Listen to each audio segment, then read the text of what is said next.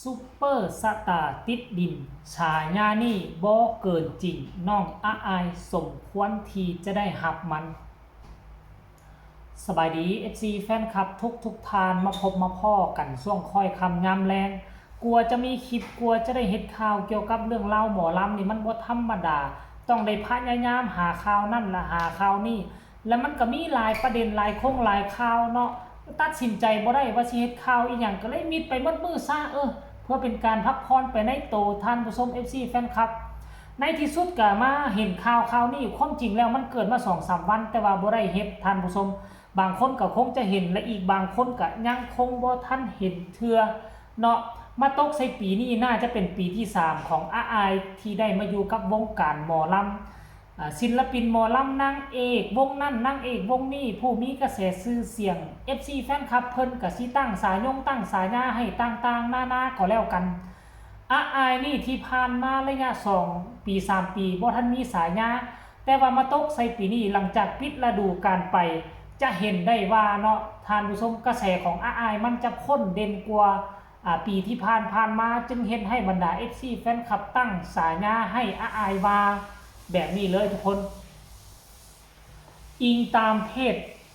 หมอลำเพจหนึ่งท่านผู้ชมเพิ่นออกมาเขียนโพสต์ว่าสายหน้าหมอลำว่าซั่นเด้หมอลำปิดฤดูกาลแล้วว่าซั่นจะทยอยให้สายหน้าหมอลำที่เป็นข่าวในเพจนี้ว่าซั่นคนที่3น้องอาอายสกุลนพรสายหน้าซุปเปอร์สตาร์หมอลำติดดินว่าซั่นแฮชแท็กอาอายสกุลนพรแฮชแท็กตึกว่าซั่นแล้วก็มาลงรูปซุปตาหมอลำติดดินอาอายสกุลนพรเสียงวิหกว่าซั่นเด้พอโพสต์ตัวนี้ไปนะท่านผู้ชมอันนี้เพิ่นรวบรวมเฉพาะเพจของเพิ่นนะเพจของเพิ่นนี่เฮ็ดข่าวเกี่ยวกับหมอลำตลอด1ฤดูกาลที่ผ่านมานี่เพิ่นก็จะมีลงข่าวผู้นั้นเฮ็ดคลิปผู้นี้ลงไปต่างๆเขียนข่าวศิลปินหมอลำทุกวงเลยนะทุกคนผู้ใดมีกระแสผู้ใดบ่มีกระแสเพิ่นก็เอามาลงแล้วก็จะมี FC แฟนคลับของศิลปินแต่ละคนนั้นเข้ามาคอมเมนต์ตั้งฉายาให้ศิลปินที่ตนเองมักต่างๆนานาซึ่งน้องอาอายกะมี FC แฟนคลับทั้งเสียงวิหกของนกพงศกรนั้นได้เข้ามาคอมเมนต์คำที่คอมเมนต์คำที่เขาเจ้าตั้งฉายาให้หลายที่สุดนั่นก็คือหมอลำติดดินเนาะ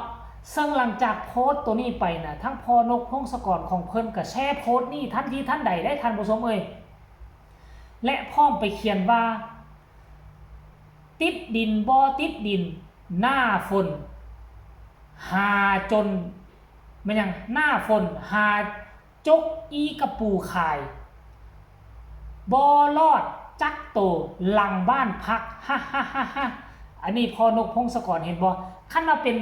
พอของคนอื่นแน่คนอื่นมาตั้งให้ลูกตัวเองติดดินก็สิหาว่าโอ้สู่ตูใส่ลูกตูบ่มีกินบ่สู่ตูใส่ลูกตูบ่โด่งบ่ดังบ่ไปเปรียบใส่ว่าศิลปินติดดินลูกตูนี่โด่งดังปานหยังนี่นะกระแสกับปานนี้ FC แฟนคลับก็หลายมาไล่ก็ล้นคอบางวงบางหัวหน้าวงบางคนที่คิดแล้วนี่ได้แต่ว่าบอสนกพงศกรบ่ได้รังเกียจว่าสายหน้าหมอลำติดดินแต่อย่างใดติดดินในณที่นี่บ่ได้หมายความว่าอาอายทุกข์อาอายยากอาอายบ่ได้ค่าตัวหลายอาอายบ่มีมาลัยน้ำมูบ่ได้หมายความว่าแบบซี่หมอลำติดดินก็คือหมายความว่าน้องอาอายมาเป็นหมอลำนี่น่ะภายใน2ปีมีบ้านมีที่ดิน2ที่2แปลงเนาะนั่นหมายความว่าน้องหุงเฮืองเหลื่อมมีมาลัยหลายมีค่าตัวค่อนข้างว่าสูงน้องเป็นหมอลำคนหนึ่งที่มาอยู่ภายใน2ปีมีบ้านมีที่ดินแต่การกินการอยู่สัมผัสว่าบ่หวือหวาบ่ใส่ใจฟุ่มเฟือยเก็บออมรอมริบจนได้เฮือนภายใน2ปีมีที่2แปลงภายใน2ปีอันนี้เลยเอิ้นว่าสายญาติดดินมีมาลัยเข้าหลายมีค่าตัวหลายมีงานหลายแต่บ่กินลูกินหลานกินติดดินคัดธรรมาสใส่กับพื้นวัดพื้นวากินข้าวก้นบาทก็กินซื้อฮอทดอกมาอัน1-2อันกับข้าวปั้น1ก็กินอันนี้คือสายาหมอลำติดดิน เคยทุกข์เคยยากคันบ่อดทนคันบ่ประหยัดบ่มีทางที่จะได้เฮือนหลังบักใหญ่ภายใน2ปีมีที่ดิน2แปลงภายใน2ปีสายงานนี่สมควรแล้วที่จะได้รับทุกคนควรเอาเป็นแบบอย่างควรสอนลูกสอนหลานสอนเต้าให้ประหยัดมัธยัสถ์แล้วพวกเจ้าจะมีเงินมีคำคือน้องอายจงเอาเป็นแบบอย่างเด้อทุกคนเนาะหลังจากที่ เพจนี้ตีข่าวไปกับ FC แฟนคลับกำลังไหลกันเข้ามาแสดงคำคิดคำเห็นหนึ่งในนั้นก็น่าจะมี FC แฟนคลับของอายเดี๋ยวค่อยจะไปอ่านสู่ฟังกันแล้วกันเด้อคอมเมนต์นี้เพิ่นบอกว่าลูกไม้หล่นไม่ไกลต้นหมายความว่าได้พอจ่ามาเต็มๆพอจ่าก็เป็นคนติดดินเป็นคนประหยัดมัธยัสถ์บ่วือหวาบ่ฟุ่มเฟือยสนะผู้ต่อมาก็บอกว่านี่แหละเขาถึงเรียกว่าลูกพ่อจ่าทำให้แม่ๆ FC ติดตามตลอดดูความเจริญเติบโตของน้องรักนะจ๊ะคนเก่งนี่คอมเมนต์ต่อมาเพิ่นก็มาคอมเมนต์ว่าปูเป็นอย่างว่าปูบอกสิบอกเป็นอย่างว่าปูบอกสิบอกว่าอีล่าพักจับปูก่อนปูนี่บ่ทันแล้วว่าซันเดย์ FC แฟนคลับเนาะ